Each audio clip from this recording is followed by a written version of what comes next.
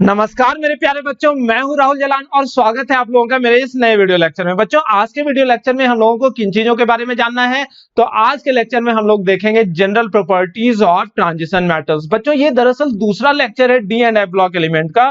तो D and F block element जब हम लोगों ने शुरू करा था, तो D and F block element में मैंने आप लोगों को बताया था कि यहां पर हम लोगों को दो हिस्से में चैप्टर को पढ़ना है। जो पहला हिस्सा होता है वहां पर हम लोग पढ़ेंगे किन चीजों के बारे में, तो वहां पर हम लोग पढ़ेंगे डी ब्लॉक एलिमेंट के बारे में। और जो दूसरा हिस्सा होता है बच्चों, वहां पर हम लोगों को किस तरह के एलिमेंट के बारे में पढ़ना है, तो एफ ब्लॉक एलिमेंट के बारे में पढ़ना। और डी ब्लॉक एलिमेंट को दरअसल हम लोग तीन हिस्सों में बांट कर पढ़ते हैं। जो पहला हिस्सा होता है बच्चों, उस पहले वाले हिस्से में हम लोग पढ़ते हैं इंट्रोडक्शन, जो कि पिछले लेक्चर में हम लोगों ने देखा था। और वहां पर मुख्य रूप से इलेक्ट्रॉनिक कॉन्फ़िगरेशन को देखना होता है। और दरअसल आप लोग जैसे जैसे आगे बढ़ोगे चैप्टर में, तो आप लोगों को पता चलेगा कि इलेक्ट्रॉनिक कॉन्फ़िगरेशन कितना ज्यादा इंपॉर्टेंस रखता है, ठीक है ना। और दूसरा जो हम लोगों को पढ़ना होता था वो क्या चीज है, general properties of transition metal, जो कि हम लोग आज के लेक्चर से शुरू करने जा रहे हैं। और सबसे अंत में हम लोग डी ब्लॉक के दो कंपाउंड को पढ़ते हैं। वो क्या क्या, KMnO4 और दूसरा जो होता है बच्चों दैट इज K2Cr2O7, सही है ना। तो यहां पर जो general properties of transition metal है, यानी कि ट्रांजिशन मेटल किसे बोलते हैं, सारे डी ब्लॉक एलिमेंट को बोलते हैं क्या? नहीं। आप लोगों को याद होगा कि ग्रुप 3 से ग्रुप 12 तक जितने भी एलिमेंट होते थे पीरियोडिक टेबल में, वो सारे के सारे डी ब्लॉक एलिमेंट कहलाते थे। लेकिन वहां पर जो ग्रुप 12 का एलिमेंट होता था, जिंक, कैडमियम और मरकरी, वो ट्रांजिशन मेटल के विशेष प्रॉपर्टी को शो नहीं करता है, जिस वजह से जिंक, कैडमियम और मरकरी को, यानी कि किसको किसको याद भी कर लो, जिंक, कैडमियम और मरकरी को हम लोग ट्रांजिशन मेटल कंसिडर करते हैं कि नहीं करते हैं? नहीं करते हैं। ये डी ब्लॉक एलिमेंट है लेकिन ट्रांजिशन मेटल नहीं है। However they are studied along with transition metal. तो यहां पर जितने भी डी ब्लॉक एलिमेंट है, मुख्य रूप से ट्रांजिशन मेटल,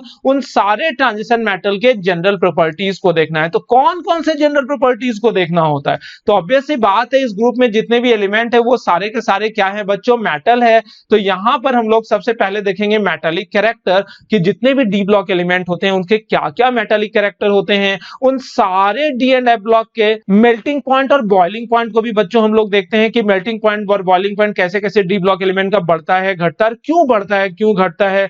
एटॉमिक और आयनिक रेडियस को भी हम लोग देखते हैं कि इसका वेरिएशन क्या होता है और क्यों होता है।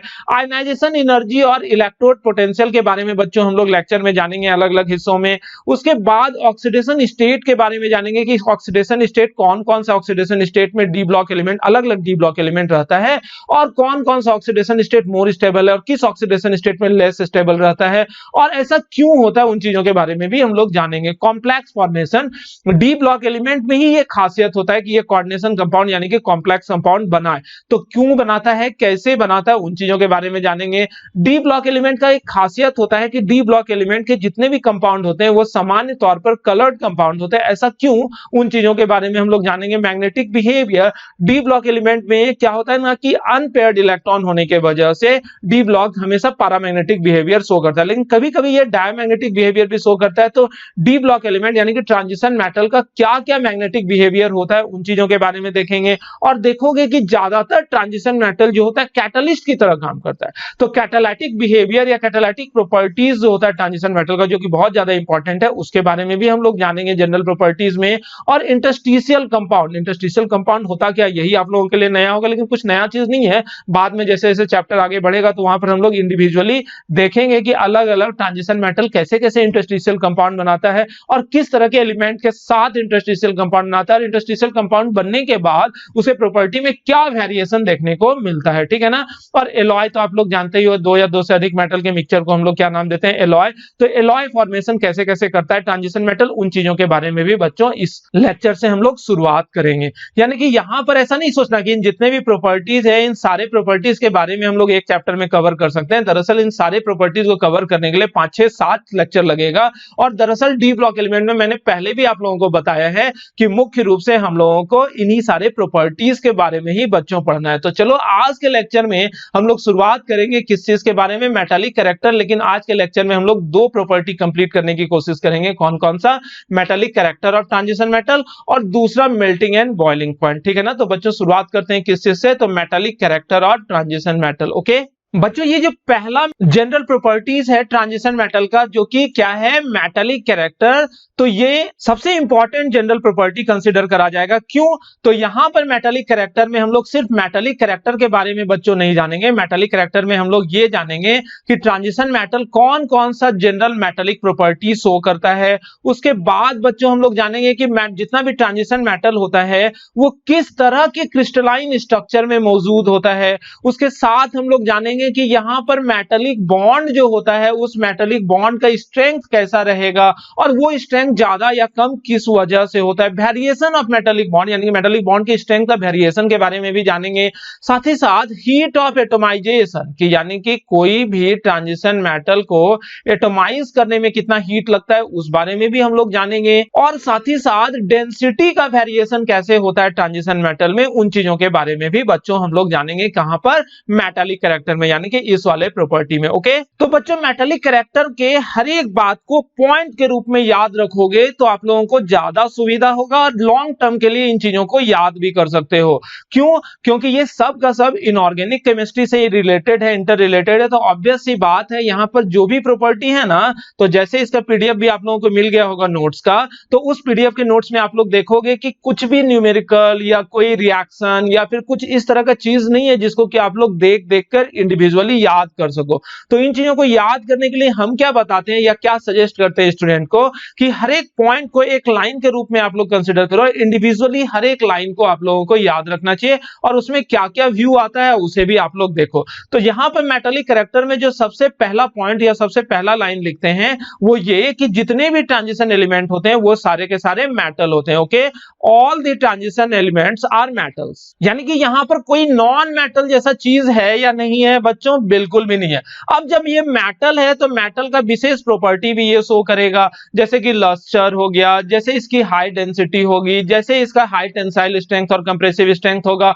जैसे कि इसमें बहुत ज्यादा डक्टिलिटी मैलिएबिलिटी जैसा प्रॉपर्टी होगा, जैसे कि ये good conductor of heat and electricity होगा। तो उन चीजों को भी हम लोग यहां पर लिख देते हैं कि so that all the transition metals show lustre, high tensile strength, high ductility, high malleability, high density, high thermal and electrical conductivity etc. So all the transition metals show luster. luster मतलब क्या? चमक। इसी तरह से ना अलग अलग colour में आप भी अपने कॉपी में नोट डाउन करोगे ना तो ये याद रहेगा, ठीक है ना। हाई टेंसाइल स्ट्रेंथ, इसकी टेंसाइल स्ट्रेंथ जो है बच्चों वो बहुत ही ज्यादा होती है। Ductility, malleability, high thermal and electrical conductivity, नहीं कि इसकी इलेक्ट्रिकल और थर्मल कंडक्टिविटी बहुत ज्यादा होती है, एटसेट्रा, ऐसा बहुत सारा। तो ये सब का सब जो प्रॉपर्टी आप लोगों को यहां से यहां तक नजर आ रहा है, ये सारे के सारे प्रॉपर्टी को हम लोग टिपिकल मेटालिक प्रॉपर्टी बोल देते हैं, ठीक है ना।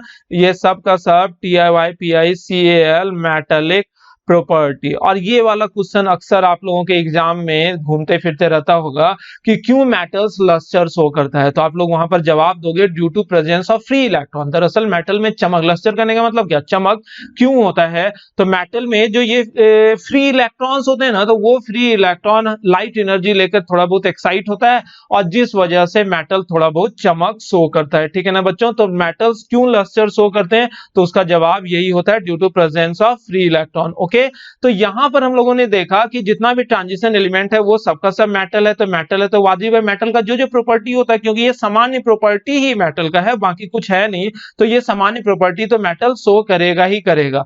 तो यहां पर क्या होता है ना, मरकरी को छोड़ के बाकी सबका सब सॉलिड होता है, यानी कि एक्सेप्ट, यहां पर अगर हम लोग बात करें except mercury, all the transition metals are solid. सही है ना बच्चों, जितने भी ट्रांजिशन मेटल होते हैं मरकरी को छोड़कर वो सारे के सारे क्या होते हैं? सॉलिड। तो ऑब्वियस सी बात है ये सब का सब सॉलिड होगा, तो कैसा सॉलिड? तो ये सब का सब क्रिस्टलाइन सॉलिड होगा, ठीक है ना। क्रिस्टलाइन सॉलिड किसे बोलते हैं बच्चों?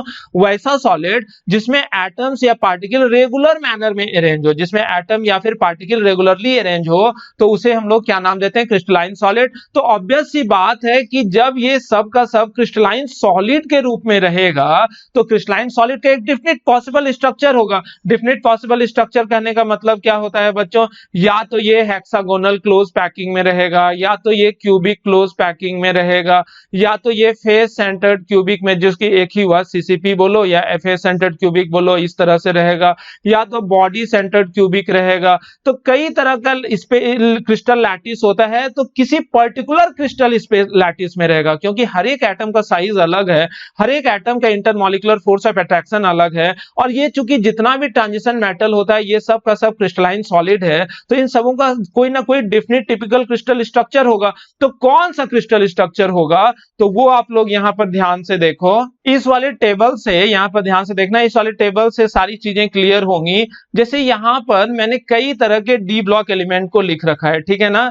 ये कौन कौन सा डी ब्लॉक एलिमेंट है बच्चों, ये फर्स्ट ट्रांजिशन सीरीज है, जिसको कि हम लोग 3D सीरीज भी बोल देते थे। ये दूसरा सीरीज है जिसको कि हम लोग 4D सीरीज भी बोल देते थे। ये तीसरा सीरीज है बच्चों जिसको कि हम लोग 5D सीरीज भी बोल देते हैं। 3D series, 4D series, 5D series. और 3D सीरीज के एलिमेंट्स की बच्चों अगर हम लोग बात करें तो यहां पर है कौन, scandium, titanium, vanadium, chromium, manganese, iron, cobalt, nickel, copper, zinc. तो याद क्या करना है, याद ये करना है कि हर एक ट्रांजिशन मेटल सॉलिड स्टेट में एक डेफिनेट क्रिस्टल स्ट्रक्चर में रहेगा। तो कौन से क्रिस्टल स्ट्रक्चर में रहेगा बच्चों, ये क्वेश्चन कभी कभी आ जाता है। तो स्कैंडियम जो होता है हेक्सागोनल क्लोज पैकिंग में रहता है, टाइटेनियम भी हेक्सागोनल क्लोज पैकिंग में रहता है, वेनेडियम बॉडी सेंटर्ड क्यूबिक में रहता है, क्रोमियम बॉडी सेंटर्ड क्यूबिक रहता है, मैग्नीज छोड़ रहे हैं बाद में बताते हैं, आयरन जो है बॉडी सेंटर्ड क्यूबिक रहता है, कोबाल्ट क्यूबिक क्लोज पैकिंग रहेगा, निकेल को भी क्यूबिक क्लोज पैकिंग स्ट्रक्चर रहता है, कॉपर क्यूबिक क्लोज पैकिंग रहेगा, जिंक का भी हम लोग छोड़ दे रहे हैं, ठीक है ना। तो छोड़ किसका रहे हैं, पहले उसी को हम लोग देख लेते हैं। तो याद रखना, ये मैग्नीज, ठीक है, ये जिंक, ठीक है, ये कैडमियम, ठीक है, और ये मरकरी, चार एलिमेंट को तो हम लोग याद भी कर सकते हैं। कौन कौन सा बताया मैंने, मैग्नीज, जिंक, कैडमियम और मरकरी। मैग्नीज यहां पर लिख भी देता हूं, मैग्नीज, जिंक, कैडमियम और मरकरी। मैग्नीज तो चलो ट्रांजिशन मेटल है, लेकिन जिंक, कैडमियम और मरकरी तो ट्रांजिशन मेटल भी नहीं है। तो यहां पर ये जो चार एलिमेंट बच्चों मैंने लिख रखा है ना, ये चारों एलिमेंट का कोई डेफिनेट टिपिकल क्रिस्टल स्ट्रक्चर होता है कि नहीं होता है, नहीं होता, इस बात को याद रखना।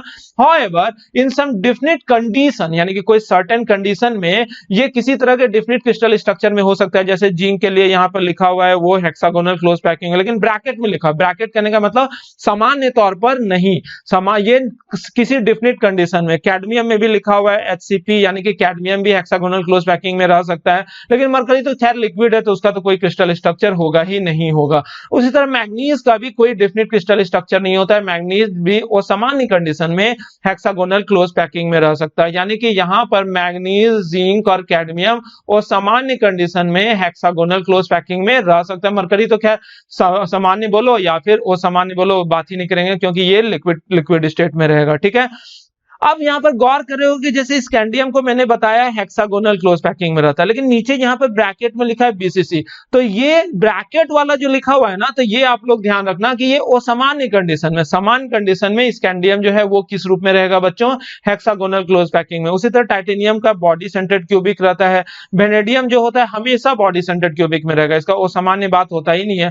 क्रोमियम सामान्य तौर पर बॉडी सेंटर्ड क्यूबिक, लेकिन कभी कभी ये CCP स्ट्रक्चर में भी रह सकता है, ठीक है ना। तो वही यहाँ आप लोग देख रहे होंगे, यहाँ पर मैं एक बार पढ़ दे रहा हूं। उसी तरह यदि हम लोग 4D सीरीज की बात करें तो ये सामान्य रूप से याट्रियम जो है हेक्सागोनल क्लोज पैकिंग में रहेगा और सामान्य रूप से क्या रहेगा, बॉडी सेंटर्ड क्यूबिक में। जिरकोनियम सामान्य रूप से हेक्सागोनल क्लोज पैकिंग और सामान्य रूप से body centred cubic. Niobium body centred cubic, molybdenum body centred cubic, technetium hexagonal close packing. Technetium के बारे में याद होगा कि फर्स्ट मैनमेड एलिमेंट है बच्चों। रुथेनियम जो होता है हेक्सागोनल क्लोज पैकिंग, रोडियम जो है क्यूबिक क्लोज पैकिंग, प्लैटिनम जो है क्यूबिक क्लोज पैकिंग, मरकरी जो है ये भी क्यूबिक क्लोज पैकिंग में रहता है, कैडमियम तो रहता ही नहीं है, ठीक है ना। लैंथेनम जो होता है वो हेक्सागोनल क्लोज पैकिंग, हाफनियम जो है वो हेक्सागोनल क्लोज पैकिंग, और यहाँ पर ये जो थैलियम है ये body centred cubic, tungsten body centred cubic, ये रेनियम जो है ये हेक्सागोनल क्लोज पैकिंग, ऑस्मियम जो है ये हेक्सागोनल क्लोज पैकिंग, ठीक है ना। Iridium cubic close packing, platinum cubic close packing और गोल्ड जो है ये भी क्यूबिक क्लोज पैकिंग। याद रखने का तरीका अब क्या है कि इन चीजों को याद कैसे रखते हैं। सबसे पहले तो मैं भाई ये बता दूं कि बोर्ड लेवल के एग्जामिनेशन में ये कभी नहीं पूछा जाता है कि ये पर्टिकुलर मेटल जैसे क्रोमियम का सामान्य रूप से कौन सा क्रिस्टल स्ट्रक्चर होता है, ऐसा क्वेश्चन कभी नहीं पूछा जाता। लेकिन कॉम्पिटिटिव एग्जामिनेशन में ऐसा क्वेश्चन अक्सर आता है जो कि आप लोग याद करके ही बना सकते हो। याद नहीं करोगे तो इस तरह के क्वेश्चन का जवाब आप लोग दे पाओगे या नहीं दे पाओगे, बिल्कुल भी नहीं दे पाओगे, ठीक है ना। तो कैसे याद रखते हैं, देखो यहाँ पर मैंने एक ब्रैकेट बना रखा है, ठीक है, ये इस तरह से जो डॉटेड लाइन से मैंने यहाँ पर आप लोगों को दिखाया है, ये एक ब्रैकेट है। इस ब्रैकेट को अगर आप लोग गौर से देखो तो इस ब्रैकेट के अंदर कौन है, कोबाल्ट है, निकेल है, कॉपर है, जो कि ग्रुप नंबर से भी आप लोग याद रख सकते हो। ग्रुप नंबर जो है इसका कौन सा है, यहाँ पर लिख भी देता हूं, ग्रुप 3 है, ग्रुप 4 है, ग्रुप 5 है, ग्रुप 6 है, ग्रुप 7 है, ग्रुप 8 है, ग्रुप 9 है, ग्रुप 10 है, ग्रुप 11 है। सही ना बच्चों, ये ग्रुप 12 है। ग्रुप 12 का तो कोई भी टिपिकल क्रिस्टल स्ट्रक्चर नहीं होता और मैंगनीज का भी नहीं होता, इसे आप लोग याद रखना। और इसके अलावा अगर हम लोग बात कर रहे हैं तो यहाँ ग्रुप 9, 10 और 11, ग्रुप 9, 10, 11 में जो भी एलिमेंट है गौर से देखो, हर किसी का क्यूबिक क्लोज पैकिंग है। याद हुआ, ग्रुप 9, 10, 11 में हर किसी का कौन सा क्रिस्टल स्ट्रक्चर है, cubic close packing. Cubic close packing को ही हम लोग फेस सेंटर्ड क्यूबिक भी बोलते हैं, इसे भी याद रखना है। एफसीसी लिखे हुआ रहे या फिर सीसीपी लिखा हुआ रहे, एफसीसी या फिर सीसीपी, दोनों में कुछ अंतर होता है कि एक ही होता है, दोनों एक ही होता है, ठीक है ना। तो इसे आप लोग याद रखोगे। इसके बाद जो है ये ग्रुप नंबर 5 और ग्रुप नंबर 6, यहां पर आप लोगों को दिख रहा होगा ग्रुप नंबर 5 और ग्रुप नंबर 6, इसमें हमेशा बीसीसी स्ट्रक्चर होता है, जो कि गौर से देखो कि 5 और 6 में BCC BCC BCC BCC BCC BCC, 5 और 6 में जो भी एलिमेंट है वो बॉडी सेंटर्ड क्यूबिक में रहेंगे। 3 और 4 में अगर आप लोग ध्यान से देखो तो इसका सामान्य तौर पर हेक्सागोनल क्लोज पैकिंग रहता है, ठीक है ना। तो कैसे याद रखोगे, 3 और 4 में हेक्सागोनल क्लोज पैकिंग, 5 और 6 में क्या है, बॉडी सेंटर्ड क्यूबिक। अब देखते हैं 7 और 8 में। 7 और 8 में मैंगनीज का तो चलो छोड़ ही दिए, मैंगनीज का छोड़ दिए तो एक आयरन जो होता है वो बीसीसी में रहता है और बाकी सब जो होता है वो हेक्सागोनल क्लोज पैकिंग में रहता है, ठीक है। याद हो गया। तो ठीक से हम कैसे याद रखते हैं, जैसे क्लासरूम में पढ़ा रहे हैं और हमको लिखना होता है ना, वहां तो मेरे से कोई क्वेश्चन नहीं पूछेगा कि इस पर्टिकुलर मेटल का कौन सा क्रिस्टल स्ट्रक्चर होता है, वहां पर तो मुझे लिखना होगा शुरू से लेकर लास्ट तक याद करके। तो वो 1 मिनट में हम लोग याद कर लेते हैं। वो कैसे कि जैसे पहला दो ग्रुप में क्या रहेगा, जल्दी से बताओ, हेक्सागोनल क्लोज पैकिंग, ठीक है ना। उसके नेक्स्ट ग्रुप में क्या रहेगा, बॉडी सेंटर्ड क्यूबिक, याद हुआ। उसके नेक्स्ट ग्रुप में फिर से हेक्सागोनल क्लोज पैकिंग, उसके नेक्स्ट 3 में क्या हो जाता है, क्यूबिक क्लोज पैकिंग, और लास्ट में कोई कैरेक्टर नहीं। ये जो बीच वाला हेक्सागोनल क्लोज पैकिंग है, इसमें हम लोग याद कर लेते हैं कि मैंगनीज का जो होता है कोई टिपिकल क्रिस्टल स्ट्रक्चर नहीं होता है, और आयरन का एक्सेप्शनली कैसा होता है, बॉडी सेंटर्ड क्यूबिक, ठीक है ना। आयरन का बॉडी सेंटर्ड क्यूबिक याद कर लेंगे तो बताओ तो ये पूरा का पूरा याद रखा जा सकता है कि नहीं, आराम से याद रखा जा सकता है। 1 मिनट लेकर एक बार याद कर ही लेते हैं। सबसे पहला 2 ग्रुप जो है वहां पर क्या है, हेक्सागोनल क्लोज पैकिंग, उसके बाद वाले 2 ग्रुप में बॉडी सेंटर्ड क्यूबिक, उसके बाद वाले 2 ग्रुप में हेक्सागोनल क्लोज पैकिंग, और उसके बाद वाले 3 में क्या था, क्यूबिक क्लोज पैकिंग, जिसको कि हम लोग फेस सेंटर्ड क्यूबिक भी बोल देते हैं, ठीक है ना। लास्ट वाला का यानी कि जिंक, कैडमियम, मरकरी का कोई टिपिकल क्रिस्टल स्ट्रक्चर नहीं होता था, और बीच में जो 2 था, ग्रुप नंबर कौन सा, 5 और 6, ठीक है ना, सॉरी 7 और 8 में मैंगनीज का कोई टिपिकल क्रिस्टल स्ट्रक्चर नहीं होता था, आयरन का बॉडी सेंटर्ड क्यूबिक होता था, बजाय के हेक्सागोनल क्लोज पैकिंग है, ठीक है। तो किसी भी तरह से ये मेरा एक लॉजिक है, आप अपने लॉजिक के अनुसार याद कर सकते हो। तो अभी मेटालिक कैरेक्टर ही चल रहा है बच्चों। मेटालिक कैरेक्टर में पहली बात हम लोगों ने क्या जाना कि जितना भी एलिमेंट होता है वो सबका सब मेटल होता है। मेटल है तो मेटल का कुछ टिपिकल प्रॉपर्टी भी ये शो करेगा, जैसे lustre, high tensile strength, ductility, malleability वाला प्रॉपर्टी, ये सब का सब मेटल है। तो ऑब्वियस सी बात है क्रिस्टलाइन सॉलिड होगा तो क्रिस्टलाइन सॉलिड में किस तरह का क्रिस्टल स्ट्रक्चर में रहता है वो हम लोग याद कर लेते हैं। और अब उसके बाद आते हैं मेटालिक बॉन्ड की तरफ। मेटालिक बॉन्ड होता क्या है, तो मेटालिक बॉन्ड की बच्चों अगर हम लोग बात करें तो मेटल के अंदर कोई भी मेटालिक सॉलिड है तो मेटालिक सॉलिड में क्या होता है ना कि हर एक एटम जो होता है उसका वैलेंस इलेक्ट्रॉन फ्रीली मूव करता है here and there within the surface of metal. Metal के सरफेस के अंदर ही यहां वहां कहीं भी मूव करता है। कौन सा चीज, वो फ्री इलेक्ट्रॉन। यहाँ पर हर एक, यहाँ पर मान लो मैंने 4/3 12 एटम को इस क्रिस्टल स्ट्रक्चर में दिखाया है, ऐसा होता नहीं है लेकिन मानकर हम अगर चले तो 12 एटम है तो 12 एटम का वैलेंस इलेक्ट्रॉन मान लो इस तरह से फ्रीली मूव करता है।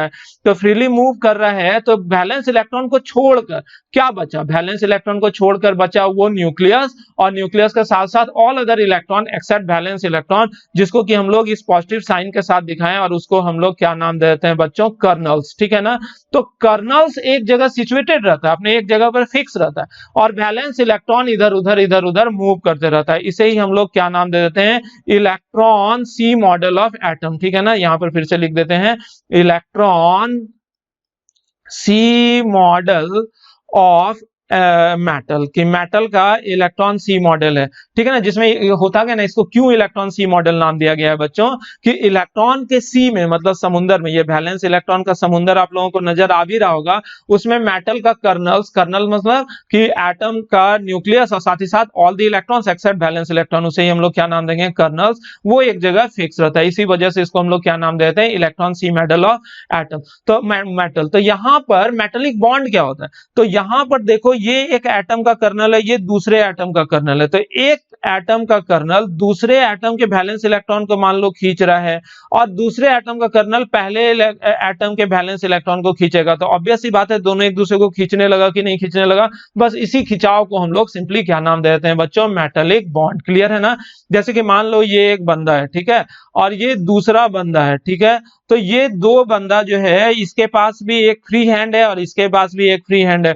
ये बंदा इसके हाथ को खींचे और ये बंदा इसके हाथ को खींचे, ये इसके हाथ को खींच रहा है और ये इसके हाथ को खींच रहा है, तो सीधी सी बात है कि दोनों एक दूसरे को खींचने लगेगा। ऐसा होगा कि नहीं होगा। तो इस वजह से इन दोनों के बीच एक खिंचाव पैदा होगा, बस उसी को मेटेलिक बॉन्ड बोलते हैं। ऐसा नहीं है, मेटेलिक बॉन्ड करने का मतलब जैसे सोडियम है, सोडियम को अगर आप लोग ध्यान से देखो, ध्यान से देखना, सोडियम का इलेक्ट्रॉनिक कॉन्फ़िगरेशन क्या होता है बच्चों, 281। 281 करने का मतलब कि न्यूक्लियस, और न्यूक्लियस को छोड़कर यहां पर पहले सेल में 2 इलेक्ट्रॉन, दूसरे सेल में कितना इलेक्ट्रॉन होता है बच्चों, 1 2 3 4 5 6 7 8 इलेक्ट्रॉन, और अंतिम सेल में कितना इलेक्ट्रॉन होता है बच्चों, 1। तो यहां पर ये सोडियम है, अब सोडियम से मैं बना देता हूं Na+। तो Na+ कहने का मतलब क्या हुआ, Na+ कहने का मतलब वैलेंस इलेक्ट्रॉन तो निकल गया। तो वैलेंस इलेक्ट्रॉन निकल गया तो बच्चों अब क्या दिखेगा, न्यूक्लियस दिखेगा। न्यूक्लियस के चारों तरफ 2 इलेक्ट्रॉन, और उसके चारों तरफ कितने इलेक्ट्रॉन होंगे बच्चों, 1 2 3 4 5 6 7 और 8 इलेक्ट्रॉन, यानी कि 28। और यही जो Na+ बना ना, इसी Na+ को बच्चों हम लोग क्या नाम देते हैं, कर्नल्स, ठीक है। तो अगर यहाँ पर 2 सोडियम एटम है, एक सोडियम एटम और ये दूसरा सोडियम एटम है, ठीक है, तो पहला सोडियम एटम का कर्नल मान लेते हैं ये है, दूसरे सोडियम एटम का कर्नल ये है, और इसका वैलेंस इलेक्ट्रॉन ये है और इसका वैलेंस इलेक्ट्रॉन ये है, ठीक है ना। हम लोग क्या देख रहे हैं, एक सोडियम एटम का कर्नल और उसका वैलेंस इलेक्ट्रॉन आपको क्लियर नजर आ रहा होगा। तो पहले का कर्नल दूसरे के वैलेंस इलेक्ट्रॉन को अपनी ओर खींचेगा, और दूसरे का कर्नल पहले के वैलेंस इलेक्ट्रॉन को अपनी ओर खींचेगा। तो ऑब्वियस सी बात है, दोनों एटम एक दूसरे को खींच रहा है कि नहीं खींच रहा है। तो ये मेटल का 2 एटम जो एक दूसरे को खींचता है, इसी खिंचाव को दरअसल बच्चों हम लोग क्या नाम देते हैं, सामान्य भाषा में मेटेलिक बॉन्ड। अब बात होती है कि ये मेटेलिक बॉन्ड किन किन बातों पर निर्भर करती है। तो मेटेलिक बॉन्ड सीधी सी बात है कि ये कर्नल के न्यूक्लियस में जितना ज्यादा चार्ज होगा, मेटेलिक बॉन्ड उतना ज्यादा होगा, यानी कि न्यूक्लियर चार्ज पर बच्चों निर्भर करता है, ठीक है ना। दूसरा, वैलेंस इलेक्ट्रॉन जितना ज्यादा रहेगा, उस वैलेंस इलेक्ट्रॉन पर भी निर्भर करेगा, यानी कि इलेक्ट्रॉन डेंसिटी जितनी ज्यादा होगी, न्यूक्लियर चार्ज डेंसिटी पर तो निर्भर करा, न्यूक्लियर चार्ज डेंसिटी भी हम लोग लिख सकते हैं, तो न्यूक्लियर चार्ज डेंसिटी पर तो निर्भर करा, और साथ ही साथ नंबर ऑफ वैलेंस इलेक्ट्रॉन पर भी निर्भर करता है। वैलेंस इलेक्ट्रॉन जितना रहेगा उस पर भी निर्भर करेगा। लेकिन यहां पर आगे हम लोग देखेंगे कि वैलेंस इलेक्ट्रॉन अगर अनपेयर्ड रहे ना, तो वो ज्यादा निर्भर करता है। पेयर्ड इलेक्ट्रॉन क्या होता है ना, एक दूसरे को रिपेल करने लगता है, रिपेल करने की वजह से मेटेलिक बॉन्ड कमजोर हो जाता है। तो हम लोग यहाँ पर देख रहे हैं मेटेलिक बॉन्ड किस किस बात पर निर्भर करता है। तो metallic bond number of valence electron पर भी निर्भर करता है, और साइज ऑफ एटम के इनवर्सली प्रोपोर्शनल होता है। मतलब कि एटम का साइज जितना छोटा रहेगा, उतना ज्यादा तगड़ा मेटेलिक बॉन्ड लगेगा, ठीक है ना बच्चों। तब इन्हीं बातों को अप्लाई करते हैं हम लोग ट्रांजिशन मेटल पर। तो इन्हीं बातों को जैसे आप लोग ट्रांजिशन मेटल पर अप्लाई करोगे, तो चूंकि ट्रांजिशन मेटल का न्यूक्लियर चार्ज डेंसिटी बहुत ज्यादा है, ट्रांजिशन मेटल के केस में न्यूक्लियर चार्ज डेंसिटी बहुत ज्यादा की बहुत कम, न्यूक्लियर चार्ज डेंसिटी जो होता है बच्चों वो बहुत ज्यादा है। नंबर ऑफ वैलेंस इलेक्ट्रॉन, और वो भी अनपेयर्ड, क्योंकि ट्रांजिशन मेटल बोलते ही है उसे जिसमें पार्शियली फिल्ड डी ऑर्बिटल होता है। तो पार्शियली फिल्ड डी ऑर्बिटल रहेगा तो ऑब्वियस सी बात है वैलेंस इलेक्ट्रॉन भी वहां पर ज्यादा होगा। तो नंबर ऑफ वैलेंस इलेक्ट्रॉन चूंकि वहां पर बहुत ज्यादा होता है ट्रांजिशन मेटल में, और उसका साइज काफी छोटा होता है ट्रांजिशन मेटल का, इस वजह से ट्रांजिशन मेटल्स में में बहुत ही स्ट्रॉन्ग मेटालिक बॉन्ड रहता है, ठीक है ना, वेरी स्ट्रॉन्ग मेटालिक बॉन्ड। अब वाजिब है कि ट्रांजिशन मेटल में जब बहुत ही ज्यादा तगड़ा मेटालिक बॉन्ड रहेगा तो क्या प्रॉपर्टी में चेंजेस देखने को मिलेगा। चूंकि ट्रांजिशन मेटल में बहुत ही तगड़ा मेटालिक बॉन्ड रहता है, इसके वजह से सो दैट होता क्या है कि ट्रांजिशन मेटल पॉजेसेस, यानी कि इट पॉजेसेस, यहां पर लिख सकते हैं ना, इट पॉजेसेस हाई, हाई मतलब क्या हाई टेंसाइल स्ट्रेंथ। इसका टेंसाइल स्ट्रेंथ जो होता है वो बहुत ज्यादा होता है। एटम एक दूसरे को बहुत ज्यादा खींच रहा है तो टेंसाइल स्ट्रेंथ बहुत ज्यादा होगा। वाजिब है हाई डेंसिटी भी होगा, इसका डेंसिटी भी बहुत ज्यादा होगा। High melting point, boiling point, high MP and BP होगा, नहीं कि मेल्टिंग पॉइंट बॉइलिंग पॉइंट ज्यादा होगा। और high heat of atomisation, heat of ATOMISATION, मतलब हीट ऑफ एटमाइजेशन या इंथैल्पी ऑफ एटमाइजेशन बच्चों होता क्या है कि एक मोल कोई भी सॉलिड एटम को, एक मोल कोई भी सॉलिड मेटल को वेपराइज करने में, एटमाइज करने में जितना हीट लगेगा उसे ही हम लोग क्या नाम देते हैं, हीट ऑफ एटमाइजेशन। इसे अगर हम लोग ΔHA से रिप्रेजेंट करें, मान लो कोई मेटल है वो सॉलिड स्टेट में है, उस मेटल को एक मोल कोई भी मेटल को गैसियस स्टेट में कन्वर्ट करने में जितना हीट लगेगा ना, that much amount of heat is called heat of atomisation. और ये प्रक्रिया चूंकि इंडोथर्मिक है, क्योंकि कोई भी मेटल को गैस में कन्वर्ट करने में हीट एब्जॉर्ब भी होगा, इंडोथर्मिक होगा, तो वाजिब है हीट ऑफ एटमाइजेशन जो होगा वो पॉजिटिव होगा बच्चों या फिर निगेटिव होगा। Heat of atomisation definitely positive होगा, ठीक है ना। तो हीट ऑफ एटमाइजेशन के बारे में बच्चों हम लोगों ने जाना कि हीट ऑफ एटमाइजेशन जो होता है ट्रांजिशन मेटल का बहुत ज्यादा होता है। वो किस वजह से, क्योंकि ट्रांजिशन मेटल में बहुत ही मजबूत मेटालिक बॉन्ड होता है। और बहुत ही मजबूत मेटालिक बॉन्ड क्यों होता है, तो चूंकि ट्रांजिशन मेटल का न्यूक्लियर चार्ज डेंसिटी बहुत ज्यादा होता है, मतलब न्यूक्लियस में बहुत ज्यादा चार्ज है, बहुत ज्यादा प्रोटॉन है, उसमें वैलेंस इलेक्ट्रॉन की संख्या बहुत ज्यादा होती है और उसकी साइज चूंकि बहुत ही छोटी होती है, इस वजह से ट्रांजिशन मेटल जो होता है वो बहुत ही ज्यादा स्ट्रॉन्ग मेटालिक बॉन्ड रखता है अपने एटम और एटम के बीच। और हाई स्ट्रॉन्गर मेटालिक बॉन्ड की वजह से बहुत सारा चीज देखने को मिलता है, लेकिन हम लोग यहाँ पर कंसंट्रेट कर रहे हैं किस चीज पर, हाई हीट ऑफ एटमाइजेशन पर, ठीक है ना। तो यहाँ पर हम लोग सबसे पहले देखते हैं variation of heat of atomisation, ठीक है ना। किस चीज की बात कर रहे हैं बच्चों, variation of heat of atomisation. ये D and F block element में ऐसा ही चीज पढ़ना होता है, यानी कि कई तरह के चीजों को यहाँ पर आप लोग गौर कर रहे होंगे। अगर जितनी भी बातों को मैंने बताया है उन बातों को अगर आप लोग कॉपी में पॉइंट आउट करके लाइन बाय लाइन नहीं लिखोगे तो ये सारी बातें ऑब्वियस सी बात है आप लोग भूलोगे, क्योंकि बहुत सारी छोटी छोटी बातों को मैं यहाँ पर साथ में ही लिखवाते चले जा रहा हूँ कि क्यों ट्रांजिशन मेटल में बहुत ही मजबूत मेटालिक बॉन्ड होता है, मेटालिक बॉन्ड मजबूत होने का क्या क्या कंसिक्वेंसेस है। और अब हम लोग क्या देख रहे हैं, variation of heat of atomisation, यानी कि ट्रांजिशन मेटल में हीट ऑफ एटमाइजेशन कैसे कैसे वेरी करता है, तो उसे हम लोग इस ग्राफ से देखते हैं। लो यहाँ पर ये जो ग्राफ है, इस ग्राफ को अगर बच्चों आप लोग ध्यान से देखो तो यहाँ पर क्या चीज है कि एब्सिसा में मैंने एटॉमिक नंबर लिख रखा है और यहाँ पर हीट ऑफ एटमाइजेशन का ऑर्डिनेट एक्सिस है, ठीक है ना। यहाँ वर्टिकल जो है वो हीट ऑफ एटमाइजेशन है और हॉरिजॉन्टल जो है वहां पर एटॉमिक नंबर है।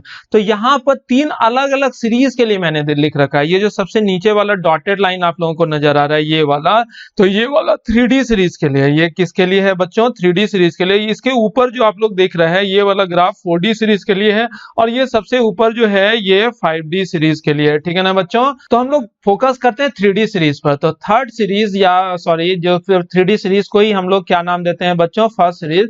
तो 3D सीरीज में सबसे पहला एलिमेंट कौन है, स्कैंडियम, फिर टाइटेनियम, फिर वेनेडियम, फिर क्रोमियम, फिर मैग्नीज। उसके बाद कौन है बच्चों, याद भी कर लो, आयरन, फिर कौन है कोबाल्ट, फिर निकेल, फिर कॉपर और फिर कौन सा है बच्चों, जिंक। तो इन सारे एलिमेंट को लेफ्ट टू राइट हम लोग देखते हैं। तो स्कैंडियम जो है बच्चों अगर ध्यान से देखो, स्कैंडियम में D1 कॉन्फ़िगरेशन है, टाइटेनियम में क्या है D2, वेनेडियम में क्या है D3, क्रोमियम में क्या है बच्चों D4, मैग्नीज में क्या है D5 है, आयरन में गौर करो तो क्या हो जाएगा D6, कोबाल्ट में क्या होगा D7, निकेल में क्या हो जाएगा D8, कॉपर में क्या हो जाएगा D9 और जिंक में क्या हो जाएगा बच्चों D10। तो ये अलग अलग कॉन्फ़िगरेशन है D1 से लेकर D10। तो D1 के बारे में आप लोग गौर करो कि D1 में क्या चीज होता है, D1 की अगर हम लोग बात करें तो वहां एक अनपेयर्ड इलेक्ट्रॉन है, यानी कि D1 में हम लोग गौर करेंगे तो कितने अनपेयर्ड इलेक्ट्रॉन है बच्चों, एक। D2 की बच्चों अगर हम लोग बात करें तो D2 में गौर करो तो कितने अनपेयर्ड इलेक्ट्रॉन हो जाएंगे, 2। D3 में कितने अनपेयर्ड इलेक्ट्रॉन होंगे बच्चों, 3। D4 में कितने अनपेयर्ड इलेक्ट्रॉन होंगे बच्चों, 4। आप लोगों को नजर भी आ रहा होगा होगा। D5 में कितने अनपेयर्ड इलेक्ट्रॉन होंगे बच्चों? 6 या सॉरी 5, 5 अनपेयर्ड इलेक्ट्रॉन। D6 की अगर हम लोग बात करें तो वहां पर देखो जैसे 6 होगा ना, पेयरिंग होगा तो एक अनपेयर्ड इलेक्ट्रॉन घट जाएगा, तो यहां पर कुल मिलाकर कितने अनपेयर्ड इलेक्ट्रॉन होंगे? 4। D7 में कितने अनपेयर्ड इलेक्ट्रॉन होंगे? यहां पर देखो पेयरिंग हो गया 1, तो अब अनपेयर्ड इलेक्ट्रॉन कितने हो गए बच्चों? 3। D8 में कितने अनपेयर्ड इलेक्ट्रॉन होंगे बच्चों? वहां पर होंगे 2 अनपेयर्ड इलेक्ट्रॉन। D9 में कितने अनपेयर्ड इलेक्ट्रॉन होंगे बच्चों? ध्यान से देखोगे तो 1 दिखेगा। और D10 जैसे कर देंगे तो सारा का सारा पेयर्ड हो जाएगा, यहां पर एक भी अनपेयर्ड इलेक्ट्रॉन नजर आएगा कि नहीं नजर आएगा? नहीं।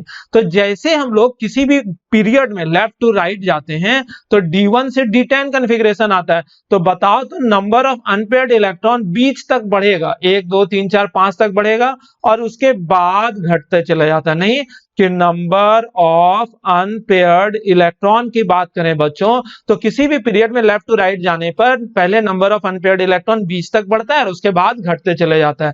जिस वजह से होता क्या है कि अनपेयर्ड इलेक्ट्रॉन जितना ज्यादा रहेगा तो वहां मेटालिक बॉन्ड भी मजबूत बनेगा और एटम के बीच कोवैलेंट बॉन्ड भी मजबूत होते चले जाता है। और जैसे अनपेयर्ड इलेक्ट्रॉन की संख्या घटेगी तो क्या होगा? बॉन्ड, मेटालिक बॉन्ड जो है वो कमजोर होते चले जाएगा, यानी कि नंबर ऑफ अनपेयर्ड इलेक्ट्रॉन चूंकि लेफ्ट टू राइट मूव करने पर बीच तक बढ़ता है और उसके बाद घटते चले जाता है, तो यहां पर स्ट्रेंथ ऑफ मेटालिक बॉन्ड जो होगा, स्ट्रेंथ ऑफ मेटालिक बॉन्ड बताओ तो किधर ज्यादा होगा बच्चों? किसी पीरियड में लेफ्ट टू राइट जाओगे तो किसी पीरियड में लेफ्ट टू राइट जाने में बीच तक जाने पर मेटालिक बॉन्ड का मजबूती बढ़ेगा और उसके बाद घटते चले जाएगा। सिमिलरली मेटालिक बॉन्ड ज्यादा होगा तो हीट ऑफ एटमाइजेशन भी ज्यादा होगा कि कम होगा बच्चों? सिंपली हीट ऑफ एटमाइजेशन भी बढ़ेगा, क्योंकि मेटल और मेटल के बीच बॉन्ड जैसे मजबूत होगा, बॉन्ड मजबूत हो तो ऑब्वियस सी बात है हीट ऑफ एटमाइजेशन भी ज्यादा होगा, यानी कि उस मेटालिक को, सॉलिड मेटल को गैस में कन्वर्ट करने में ज्यादा हीट लगेगा।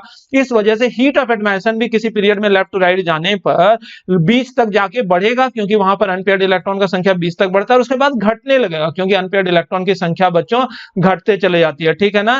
तो यहां पर हीट ऑफ एटमाइजेशन, जिसको कि हम लोग कैसे दर्शाते हैं बच्चों? डेल एच ए से, वो भी 20 तक बढ़ेगा और उसके बाद घटते चले जाएगा। उसी चीज को बच्चों यहां पर ग्राफ में मैंने दर्शा रखा है। ठीक है? सबसे पहले अगर स्कैंडियम की बात करें बच्चों तो यहां रेड कलर से आप लोगों को नजर आ रहा होगा कि स्कैंडियम का हीट ऑफ एटमाइजेशन सबसे कम है, दिख रहा है ना? उसके बाद लेफ्ट टू राइट बढ़े तो स्कैंडियम में अभी था D1 कॉन्फ़िगरेशन और लेफ्ट टू राइट जैसे गए टाइटेनियम में तो D2 हो गया, तो 2 अनपेयर्ड इलेक्ट्रॉन आ गया। जैसे 2 अनपेयर्ड इलेक्ट्रॉन आएगा तो बॉन्ड की मजबूती भी बढ़ेगी, तो इस वजह से हीट ऑफ एटमाइजेशन जो है टाइटेनियम का ज्यादा हो जाएगा। सही है ना? यानी कि यहां पर हम लोग देखते हैं स्कैंडियम के बाद टाइटेनियम का हीट ऑफ एटमाइजेशन बढ़ा, उसके बाद वेनेडियम में जैसे आओगे बच्चों तो वेनेडियम का हीट ऑफ एटमाइजेशन और बढ़ जाएगा, दिख भी रहा होगा, यहाँ रेड पॉइंट से दर्शा रहे हैं और ये वेनेडियम है और एक्सेप्शनली वेनेडियम का हाईएस्ट होता है। यहाँ पर एक जादू देखने को मिलेगा। बोलोगे सर जैसे हम लोग लेफ्ट टू राइट गए तो स्कैंडियम से ज्यादा टाइटेनियम, टाइटेनियम से ज्यादा वेनेडियम, और वैसे क्रोमियम में यहाँ लिख तो दिए हैं 4 ही अनपेयर्ड इलेक्ट्रॉन, लेकिन क्रोमियम के एक्चुअल कॉन्फ़िगरेशन को देखेंगे तो क्रोमियम का तो 4s1 3d5 होता है। 4s1 3d5 कहने का मतलब इसमें तो 6 अनपेयर्ड इलेक्ट्रॉन है। बात तो 6 अनपेयर्ड इलेक्ट्रॉन, तो ऑब्वियस सी बात अनपेयर्ड इलेक्ट्रॉन की संख्या अगर ज्यादा है तो melting point heat of atomisation भी ज्यादा होना चाहिए, लेकिन एक्सेप्शनली यहां पर गौर करो क्रोमियम का थोड़ा घट गया और मैग्नीज का तो भयानक घट जाता है। मैग्नीज का घटने का वजह भी होता है कि मैग्नीज का टिपिकल क्रिस्टल स्ट्रक्चर जो नहीं होता है ना, इस वजह से मैग्नीज का हीट ऑफ एटमाइजेशन लो बहुत ही कम होता है, मतलब नेबर में अगल और बगल दोनों से कम होता है, जबकि होना चाहिए था मैग्नीज का सबसे ज्यादा, क्योंकि बीच का एलिमेंट है तो सबसे ज्यादा होना चाहिए, लेकिन मैग्नीज का एक्सेप्शनली बहुत कम होता है। ठीक है ना? उसके बाद फिर बढ़ेगा, मैग्नीज के बाद किसका बढ़ेगा? तो मैग्नीज के बाद हो जाएगा आयरन का बढ़ेगा। आयरन से थोड़ा ज्यादा ही होता है किसका? तो किसका? कोबाल्ट का। कोबाल्ट से थोड़ा सा ज्यादा होता है किसका? निकेल का। निकेल के बाद फिर कॉपर का घटता है और जिंक का सबसे कम हो जाता है। ठीक है ना? तो इस ग्राफ को अगर ओवरऑल देखो तो आप लोगों से पूछा जाए कि 3D सीरीज में सबसे कम हीट ऑफ एटमाइजेशन किसका होता है? तो जिंक। और यही क्वेश्चन होता है, क्वेश्चन जो आप लोगों से पूछा जाएगा ना यही पूछा जाएगा, 3D सीरीज में सबसे कम हीट ऑफ एटमाइजेशन किसका? तो आप लोग जवाब दोगे जिंक का। और सबसे ज्यादा किसका? तो वेनेडियम का। सही है ना? सबसे ज्यादा किसका होगा बच्चों? वेनेडियम का। और इसे आप लोगों को याद करना ही पड़ेगा, याद नहीं करोगे तो सब कुछ गायब हो जाएगा। इन चीजों को मिटा देते हैं हम यहाँ पर से। तो मिटाने के बाद आप लोगों को कुछ इस तरह से ये दिखेगा। ठीक है ना? अब हम लोग आ जाते हैं 4D सीरीज में। तो सबसे पहली बात कि लेफ्ट टू राइट जाने पर किसी भी पीरियड में हम लोगों ने क्या देखा? हम लोगों ने देखा कि लेफ्ट टू राइट जाने पर क्या होता है, हीट ऑफ एटमाइसन 20 तक घटता है और फिर बढ़ने लगता है। एक्सेप्शन तो हर जगह है, तो दरअसल एक्सेप्शन ही याद करना है, ठीक है ना। ये वेरिएशन जो हम लोग यहाँ पर दिखा रहे हैं ये कॉमन वेरिएशन है, ये जो ऊपर आप लोगों को दिख रहा है ना, ये कॉमन वेरिएशन है। लेफ्ट टू राइट जाने पर 20 तक बढ़ेगा और फिर घटेगा। ऐसा क्यों? क्योंकि नंबर ऑफ अनपेयर्ड इलेक्ट्रॉन 20 तक बढ़ता है, उसके बाद घटते चले जाता है, ठीक है ना। लेकिन अगर कॉमन वेरिएशन को हम लोग कंसिडर ना करें तो थोड़ा बहुत अंतर देखने को मिलेगा। वो जो ग्राफ में आप लोगों ने देखा वो एक्चुअल वैल्यू है। तो क्वेश्चन जब पूछा जाएगा ना, तो मैग्नीज का सबसे ज्यादा होना चाहिए था, लेकिन होता किसका है? वेनेडियम का। ये याद रखना। किस में? 3D सीरीज में। अब 4D सीरीज में क्या होता है, ऊपर से नीचे हम लोग आ रहे हैं, ऊपर से नीचे आ रहे हैं। तो अभी कुछ देर पहले मैंने बताया था मेटालिक बॉन्ड जो होता है वो इनवर्सली प्रोपोर्शनल होता है साइज का। तो ऊपर से नीचे जैसे आएंगे तो साइज बढ़ेगा। किसी भी ग्रुप में जैसे हम लोग ऊपर से नीचे आएंगे, यानी कि 3D से 4D आए, 4D से 5D आए, 5D से 6D आए, मान लो, तो ऊपर से नीचे आ रहे तो साइज बढ़ेगा। और जैसे जैसे साइज बढ़ेगा तो मेटालिक बॉन्ड का स्ट्रेंथ घटना चाहिए, और मेटालिक बॉन्ड घटेगा तो हीट ऑफ एटमाइसन भी घट जाना चाहिए। लेकिन यहाँ पर तो हीट ऑफ एटमाइसन ऊपर से नीचे बढ़ने लगता है, तो अलग है ना। तो यहाँ पर भी एक्सेप्शनल टर्म होता है। होता क्या है ना कि साइज का असर बहुत ज्यादा नहीं होता, क्योंकि आगे हम लोग जनरल प्रॉपर्टीज में एटॉमिक और आयनिक साइज भी देखेंगे। तो वहां पर हम लोग क्या देखेंगे ना कि ऊपर से नीचे आने पर लेंथेनॉइड कॉन्ट्रैक्शन, एक्टिनॉइड कॉन्ट्रैक्शन, इन चीजों के वजह से साइज में कोई खास फर्क नहीं पड़ता है।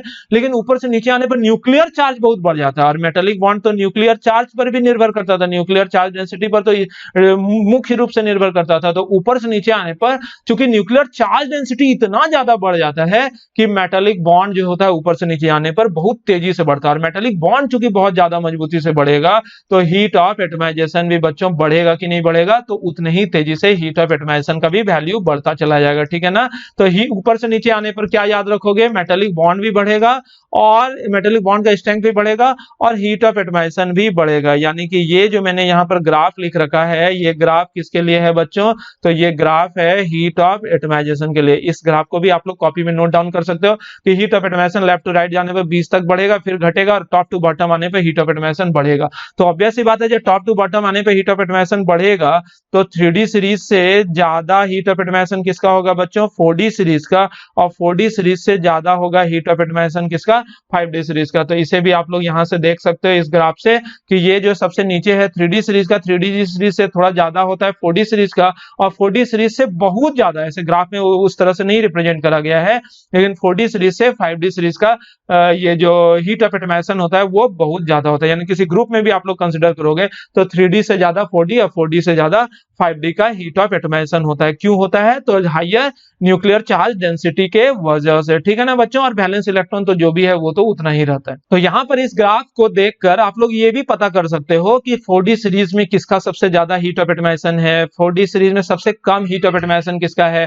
5D सीरीज में सबसे ज्यादा हीट ऑफ एटमाइजेशन किसका है, 5D सीरीज में सबसे कम हीट ऑफ एटमाइजेशन किसका है। तो इन चीजों को भी आप लोग सर्च करके खुद से थोड़ा मेहनत करके अपने कॉपी में भी नोट डाउन करके लिखते चले जाना बॉर्डर के ऊपर, तो आप लोगों को ज्यादा आसान दिखेगा। और यदि हो सके तो ये ग्राफ जहां पर आप लोग कॉपी में नोट डाउन करोगे तो वहां पर 3D सीरीज जैसे लिखा आप लोगों ने, तो 3D सीरीज में हाईएस्ट और lowest heat of atomisation, 4D series में हाईएस्ट और लोएस्ट हीट ऑफ एटमाइजेशन, और 4D सीरीज यानी कि थर्ड सीरीज में भी हाईएस्ट या लोएस्ट हीट ऑफ एटमाइजेशन हम लोग लिख लेते हैं।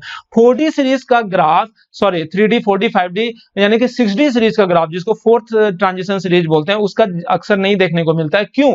क्योंकि आगे भी जब हम लोग प्रॉपर्टी पढ़ेंगे तो वहां पर फोर्थ सीरीज ट्रांजिशन मेटल को हम लोग एक्सक्लूड करेंगे, क्योंकि आप लोगों ने देखा था 6D सीरीज, जिसको कि फोर्थ सीरीज भी बोलते हैं, उसमें मोस्टली रेडियो एक्टिव एलिमेंट होते थे। रेडियो एक्टिव एलिमेंट्स को यहाँ पर दिखाना कोई लाजमी है भी नहीं, और उन चीजों को हम लोग अलग से पढ़ लेते हैं, ठीक है ना बच्चों। इसके बाद मेटालिक कैरेक्टर में हम लोगों ने अभी देखा था कि स्ट्रॉन्ग मेटालिक बॉन्ड होने के वजह से, कि यहाँ पर मेटालिक बॉन्ड जो होता है इसमें बहुत ही ज्यादा मजबूत मेटालिक बॉन्ड होने के वजह से इसका डेंसिटी भी बहुत ज्यादा होता है। जितना भी ट्रांजिशन मेटल होता है ना, इसका डेंसिटी भी बहुत ज्यादा होता है। इवन ऊपर से नीचे आओगे ना, तो ऊपर से नीचे आने पर बच्चों डेंसिटी भी लगातार बढ़ते चले जाता है। यानी कि पूछा जाएगा 3D सीरीज का डेंसिटी ज्यादा कि 4D का, तो आप लोग जवाब दोगे 4D का, और 4D से ज्यादा 5D का। और वेरिएशन बहुत ज्यादा होता है, यानी कि एस ब्लॉक एलिमेंट की तरफ यहाँ जो प्रॉपर्टी का वेरिएशन होता है स्मूथ नहीं होता। आप लोगों ने देखा होगा पीरियोडिक टेबल में एस ब्लॉक एलिमेंट में प्रॉपर्टी समहाउ स्मूथ था, पी ब्लॉक एलिमेंट में थोड़ा सा एक्सेप्शन देखने को मिला, डी ब्लॉक एलिमेंट में तो भयानक एक्सेप्शन देखने को मिलता है।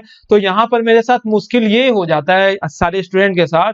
यहाँ पर जनरल वेरिएशन भी आप लोगों को देखना है कि लेफ्ट टू राइट जाने पर बढ़ा घटा क्या हुआ, ऊपर से नीचे जाने पर बढ़ा घटा क्या हुआ, और साथ ही साथ एक्सेप्शंस भी देखना है। एक्सेप्शंस को भी याद रखना जो कि बहुत ज्यादा है, और साथ ही साथ हाईएस्ट और लोएस्ट याद कर लोगे ना तो आप लोगों को सोने पर सुहागा हो जाएगा। ऐसा तब कर सकते हो, याद तो बाद में करोगे। सबसे पहले अच्छी कॉपी आप लोगों को लिखना होगा। जो मैं यहाँ पर बहुत सारी बातों को बोलकर आगे स्किप कर जाता हूं, तो उन चीजों को भी आप लोग कॉपी में लिख लोगे बॉर्डर के ऊपर एक एक जगह। तो हर चीज अगर एक जगह संग्रहित रहेगा तो एग्जाम के समय आप लोगों को काफी सहूलियत मिलने जा रही है, ठीक है ना। और जो भी इसका ई सीरीज एम सीरीज वगैरह जो भी कुछ क्वेश्चन या कोई भी बुक का क्वेश्चन बना रहे हो, तो कुछ भी नया चीज दिखा ना तो उसको वहीं पर कॉपी में पलट के ढूंढ के उससे रिलेटेड टॉपिक के आसपास ही कहीं पर आप लोग लिख लोगे तो आप लोगों का मेहनत जबरदस्त हो जाएगा। अगर ये काम करने की अगर आदत हो जाए, क्योंकि यही सबसे टफ काम होता है। जैसे क्वेश्चन बना रहे हैं ना, तो कुछ नया चीज दिखा तो अब जा रहे हैं कॉपी ढूंढ रहे हैं, कॉपी में पेज पलट रहे हैं और वहां पर ढूंढ रहे हैं कहां पर लिखना, और फिर लिखेंगे और इतना देर में लगेगा कि 4 क्वेश्चन और बना लेते हैं। तो ये 4 क्वेश्चन नहीं बनाओगे, अगर एक ही क्वेश्चन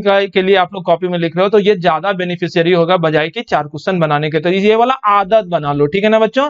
तो यहां पर डेंसिटी जो होता है ऊपर से नीचे जाने पर वो लगातार बढ़ेगा, और लेफ्ट टू राइट जाने पर डेंसिटी का वेरिएशन स्मूथ होता ही नहीं है। यहां पर याद क्या करना होता है, यहां पर याद करना होता है कि लोएस्ट डेंसिटी जो होता है वो किसका होता है बच्चों, तो वो आप लोग याद कर लेना स्कैंडियम का। वो लगभग 5 ग्राम पर सीसी होता है। कहने का मतलब क्या हुआ कि जितने भी ट्रांजिशन मेटल होंगे उन सारे ट्रांजिशन मेटल की डेंसिटी 5 ग्राम पर सीसी से ज्यादा ही होगा। यानी कि पानी से 5 गुना भारी तो स्कैंडियम ही है।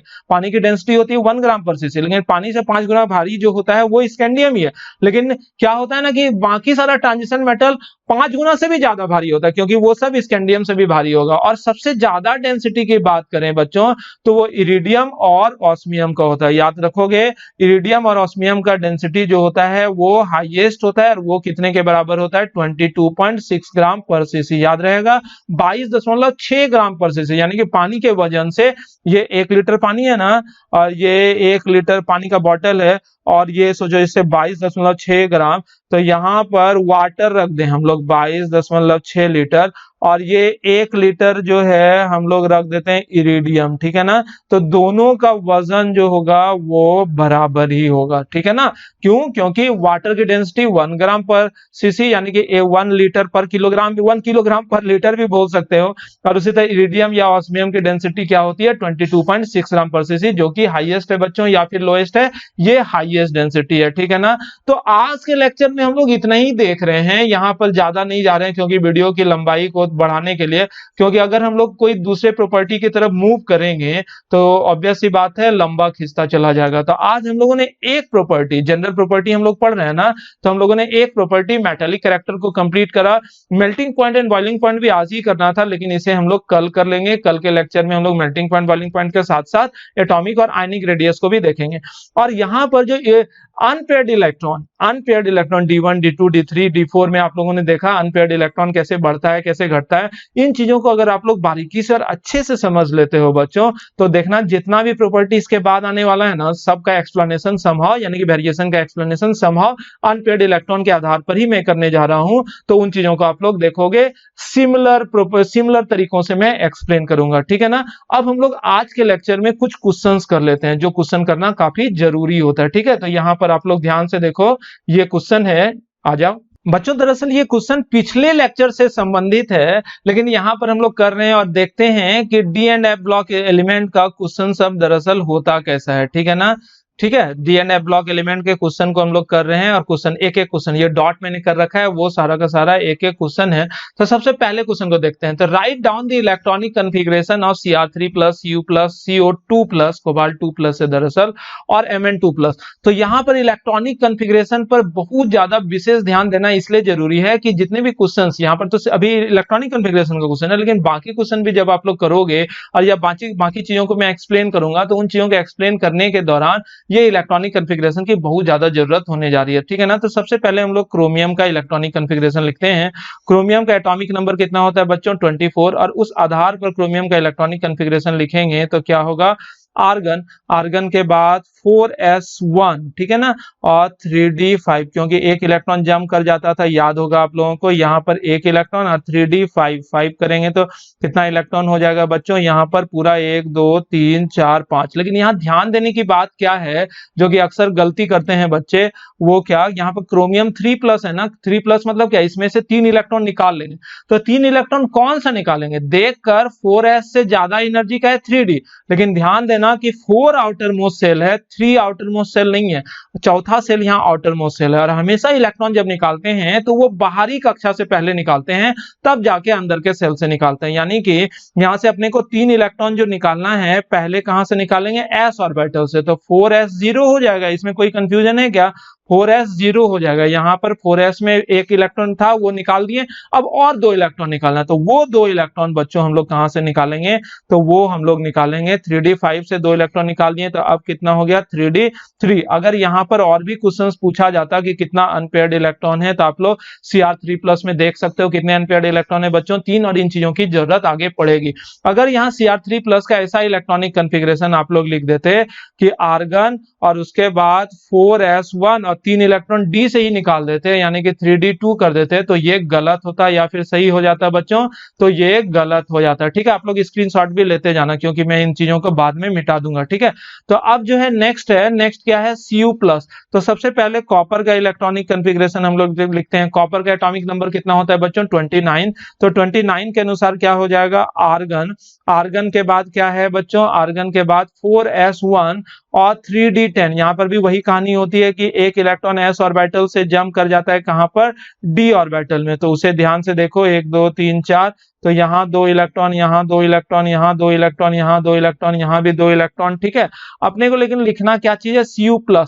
तो Cu+ अभी मैंने बताया 3 से निकालोगे कि 4 से निकालोगे, एक इलेक्ट्रॉन निकालना है तो आउटर मोस्ट सेल से। आउटर मोस्ट सेल कौन है बच्चों, तो वो चौथा है, तो चौथा है, तो यहाँ क्या हो जाएगा 4s0, जो कि आप लोगों को नजर भी आ रहा होगा, और यहाँ पर क्या रहेगा बच्चों, 3d10 रहेगा। ठीक है ना, तो 1 2 3 4, तो यहाँ पर 10 इलेक्ट्रॉन इस तरह से रहेगा। यहाँ पर पूछा जाएगा कितने अनपेयर्ड इलेक्ट्रॉन है, तो आप लोग जवाब दोगे एक भी अनपेयर्ड इलेक्ट्रॉन नहीं है, इस वजह से ये पैरामैग्नेटिक होगा या डायमैग्नेटिक, ये डायमैग्नेटिक होगा। इसी तरह से हम लोग देखते हैं बच्चों CO2+। तो CO2+ में अब सीधे लिख दे रहे हैं CO2+। कोबाल्ट का एटॉमिक नंबर होता है 27। तो 27 है तो क्या होगा, आर्गन, आर्गन के बाद 4s कितना, 4s2 और 3d7। ठीक है ना, 27 है तो 4s2 3d7। लेकिन यहाँ पर क्या है बच्चों, यहाँ पर आप लोग गौर से देखो, 2 इलेक्ट्रॉन निकालेंगे, 2 इलेक्ट्रॉन 3d से निकालें या 4s से, तो सिंपली 4s से निकालेंगे, क्योंकि आउटर मोस्ट सेल जो है बच्चों वो कौन है, तो वो 4s है। ठीक है ना, तो इस आधार पर यहाँ पर 4s 0 हो जाएगा, यानी कि s ऑर्बिटल में एक भी इलेक्ट्रॉन नहीं, और d ऑर्बिटल में कितने इलेक्ट्रॉन होंगे बच्चों, तो 1 2 3 4 5 6 7। और यहाँ पर अगर आप लोगों से पूछा जाए कि कितने अनपेयर्ड इलेक्ट्रॉन है, तो आप लोग देख भी पा रहे होंगे कि यहाँ पर कुल मिलाकर 1 2 और 3 अनपेयर्ड इलेक्ट्रॉन है। सही है ना बच्चों, अब हम लोग नेक्स्ट की ओर मूव करते हैं, और नेक्स्ट जो लास्ट है Mn2+। Mn2+, बोर नहीं होना है, बोर हुए कि गए। तो मैग्नीज का सबसे पहले हम लोग लिखते हैं, मैग्नीज का एटॉमिक नंबर कितना होता है बच्चों, 25। 25 के लिए आर्गन, 4s2 3d5। ठीक है ना, 4s2 है, इस तरह से यहाँ पर 4s2 3d5। ठीक है, तो यहाँ पर लिख देते 1 2 3 4, 1 2 3 4 5।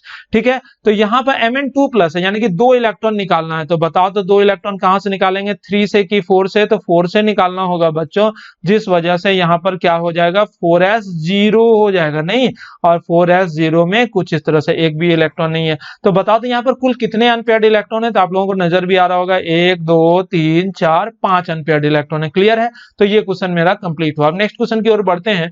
इस क्वेश्चन में बोल रहा है बच्चों, explain why zinc, cadmium and mercury are not regarded as transition element. तो सीधी सी बात है कि ट्रांजिशन मेटल किसको किसको बोलते थे, जिसमें पार्शियली फिल्ड डी ऑर्बिटल होगा। क्योंकि जिंक, कैडमियम और मरकरी में क्या होता है, अगर आप लोग जिंक का इलेक्ट्रॉनिक कॉन्फ़िगरेशन लिखो, कैडमियम का लिखो या मरकरी का इलेक्ट्रॉनिक कॉन्फ़िगरेशन लिखो, तो यहां पर आप लोगों को 3d10 आएगा, यहाँ पर 4d10 आएगा और यहाँ पर 5d10 आएगा। तो इलेक्ट्रॉनिक कॉन्फ़िगरेशन हमने पिछले लेक्चर में देख रखा है, वहां पर भी आप लोग चेक कर सकते हो।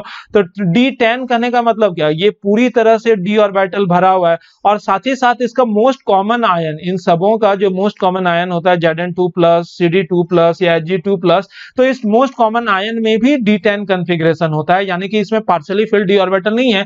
इसी वजह से इसको हम लोग ट्रांजिशन मेटल कंसीडर कर सकते हैं बच्चों, या नहीं कर सकते हैं, इसे ट्रांजिशन मेटल नहीं कंसीडर कर सकते हैं, क्योंकि ट्रांजिशन मेटल का सीधा सा डेफिनेशन था जिसमें कि पार्शियली फिल्ड d ऑर्बिटल रहेगा ना, उसे ही हम लोग ट्रांजिशन मेटल बोलते हैं। ठीक है, नेक्स्ट जो है उसमें बोला जा रहा है why are Mn2+ compounds are more stable than Fe2+ towards oxidation to +3 oxidation state। ये बहुत ही अच्छा क्वेश्चन है, इसे ध्यान से देखना। यहां पर बोला जा रहा है Mn2+ को और Fe2+ को कंपेयर करना है उसकी स्टेबिलिटी या ऑक्सीडेशन की तरफ। ठीक है, तो सबसे पहले बच्चों हम लोग लिखते हैं क्या चीज, Mn2+। Mn2+ को अगर लिखो तो मैग्नीज का क्या होता है इलेक्ट्रॉनिक कॉन्फ़िगरेशन, आर्गन 4s0, क्योंकि 2 इलेक्ट्रॉन s ऑर्बिटल से ही हमने निकाला, और 3d5। आप लोग ध्यान से देखना, और ये मैं जितना स्मूथली लिख रहा हूं आप लोगों को भी उतने ही स्मूथली लिखना होगा, नहीं तो आप लोग गए काम से। क्यों, क्योंकि समय अगर आप लोग इलेक्ट्रॉनिक कॉन्फ़िगरेशन लिखने में ही लगा दोगे तो बाकी के क्वेश्चन को आप लोग कैसे बना सकते हो, सीधी सी बात है, वहां पर आप लोगों को ज्यादा समय लग जाएगा। तो उन परेशानियों से बचने के लिए जरूरी है कि आप लोग क्या करो कि इलेक्ट्रॉनिक कॉन्फ़िगरेशन पर इतना ज्यादा प्रैक्टिस कर लो, क्योंकि पिछले लेक्चर में मैंने होमवर्क भी दे रखा था कि जितना भी 3D 4D 5D सीरीज का है तो उसको 2-2 बार आप लोग इलेक्ट्रॉनिक कॉन्फ़िगरेशन लिखोगे, एक बार फेयर में एक बार रफ में। आज का फिर भी होमवर्क मान लो कि फिर से सबों का इलेक्ट्रॉनिक कॉन्फ़िगरेशन लिख लेना, और एक और काम करना कि दूसरे पेज में सबों के +2 ऑक्सीडेशन स्टेट का भी इलेक्ट्रॉनिक कॉन्फ़िगरेशन लिखना। ठीक है, तो यहाँ Mn2+ तो हमने लिख दिया था, उसके बाद क्या था बच्चों, उसके बाद था Fe2+। ठीक है, तो Fe2+ का इलेक्ट्रॉनिक कॉन्फ़िगरेशन लिखोगे तो उसमें 26 है, तो वहां हो जाएगा 4s0 और 3d6। ठीक है, 4s0 और साथ में क्या है बच्चों, 3d6। 4s0 ऐसा होगा और 3d6 जो होगा बच्चों कैसा होगा, कुछ इस तरह से, यानी कि 2 इलेक्ट्रॉन, 1 2 3 4। अब आप लोग बताओ कि इन दोनों स्ट्रक्चर में से यहाँ पर जस्ट हाफ फील्ड ऑर्बिटल है ना, ये कैसा ऑर्बिटल है, हाफ फील्ड ऑर्बिटल दिखा आप लोगों को, और ये है क्या, ये हाफ फील्ड ऑर्बिटल नहीं है, ये पार्शियली फील्ड ऑर्बिटल है। ये कैसा ऑर्बिटल है, पार्शियली फील्ड ऑर्बिटल। जिस वजह से बताओ तो इन दोनों में कौन ज्यादा स्टेबल होगा, Mn2+ या Fe2+। तो यहाँ पर Mn2+ जो होगा ये मोर स्टेबल होगा, और ये जो है Fe2+ ये लेस स्टेबल होगा। क्यों, क्योंकि जिसका पार्शियली फील्ड ऑर्बिटल होता है वो उतना ज्यादा स्टेबल नहीं होता है, लेकिन अगर हाफ फील्ड या फुल्ली फील्ड ऑर्बिटल होगा तो वो कहीं ज्यादा स्टेबल हो जाता है। ठीक है ना, अब हम लोग Mn3+ का स्ट्रक्चर देखते हैं। ठीक है, ध्यान से देखो बच्चों, अब किसका स्ट्रक्चर लिख रहे हैं हम लोग, इलेक्ट्रॉनिक कॉन्फ़िगरेशन Mn3+। ठीक है, तो Mn3+ में 3 इलेक्ट्रॉन निकालना है, तो 3 इलेक्ट्रॉन निकालना है, तो आर्गन तो ऐसे ही होगा, 4s0 भी होगा, और यहाँ पर 3d4 हो जाएगा, है ना। 4s0 हम लोग इस तरह से लिख देते हैं, कलर चेंज कर लेते हैं, थोड़ा सा अच्छा लगेगा, सब एक कलर का दिख रहा है तो इसको भी उसी कलर में हम लोग कर लेते हैं। 4s0 है, और यहाँ क्या है बच्चों, 3d4, 1 2 3 4, तो 1 2 3 4 हुंडशुल के अनुसार हम लोग ऐसा ही लिखेंगे। तो जल्दी से बता दो, Mn2+ का स्ट्रक्चर तो ऐसा हो गया। अब हम लोग Fe3+ का लिखते हैं सिमिलरली। तो देखो तो ध्यान से, आर्गन 4s0 और यहाँ 3d6 तक एक इलेक्ट्रॉन और निकल जाएगा, तो बच्चों क्या हो जाएगा, 3d5। तो ध्यान से अगर आप लोग देख रहे हो तो इलेक्ट्रॉनिक कॉन्फ़िगरेशन 3d5, जो बोर्ड में अगर क्वेश्चन आता है ऐसा, तो इस तरह से बहुत ही अच्छे से अगर लिख कर आप लोग दोगे तो टीचर तो बहुत ही खुश हो जाएगा, और जैसे आप लोग टीचर को खुश करोगे तो टीचर आपको खुश कर देगा, नहीं तो बाकी तो दुखी आप लोग रहते ही हो। तो बताओ तो यहाँ 3d5 कॉन्फ़िगरेशन आ गया, तो बताओ तो ये जो है 3d4 ये पार्शियली फील्ड कहलाएगा ना, ये कैसा ऑर्बिटल है बताओ बच्चों, ये पार्शियली फील्ड। और 3d5 जो है ये कैसा ऑर्बिटल हो गया बच्चों, ये हो गया हाफ फील्ड ऑर्बिटल। ठीक है ना, तो कौन ज्यादा स्टेबल होगा यहाँ पर, इस परिस्थिति में आप लोगों से पूछा जाए कि कौन ज्यादा स्टेबल, तो सिंपली यहाँ पर Fe3+ ज्यादा स्टेबल होगा। क्यों, क्योंकि यहाँ पर हाफ फील्ड ऑर्बिटल है, तो ये मोर स्टेबल होगा, और ये जो है ये लेस स्टेबल होगा। अब ध्यान से देखो, अब क्वेश्चन पर आओ, एक बार ध्यान से देखो और समझने की कोशिश करना। ठीक है,